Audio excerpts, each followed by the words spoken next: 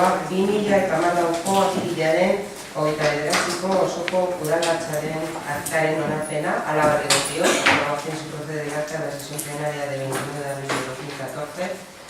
Akta honetan akatzkoak dago, 15. puntuan hau da Bilduk aurkeztutako euskal presoen sakabanaketari amaiera emateari buruzko proposizioan, azken parrafoan Bildu da talde politikoak euskal selekzioen ofizialtasunaren alde aurkeztutako proposamena onartzea jartzen du. Eta beste hau jarri behar da. Euskal presoen sakabanaketari amaiera emateari buruzko Bildu da talde politikoak aurkeztutako proposizioa.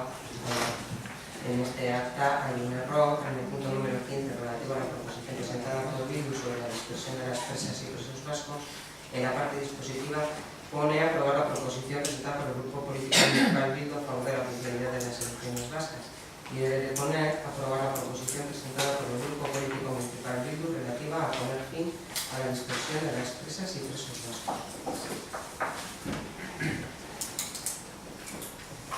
En el acta, en la página 26, después del párrafo, creo que es el tercero, empezando por abajo, que contesta la unidad de contar al Grupo Municipal Bildu, señalando con Ateneo buena intención de dar lecciones a nadie, pero que desgraciadamente los muertos en las carreteras de este estado por tener que ir a miles de kilómetros soportan la defensa. Yo contesté antes de que la alcaldesa aportara el debate, yo contesté, que estará en la cinta, que me parecía ese comentario una desfachatez.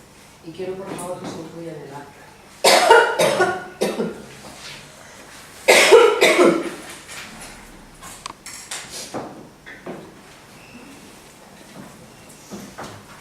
Pero si mal no recuerdo, no porque intervenciones de nadie. Quiero decir, cada uno aquí es que ya, ya no hubo más palabras. Sí, no, hombre, es un papel. Sí, pero bueno, material de moderar el debate. debate. Acaso lo aclaro, para que no haya malentendidos.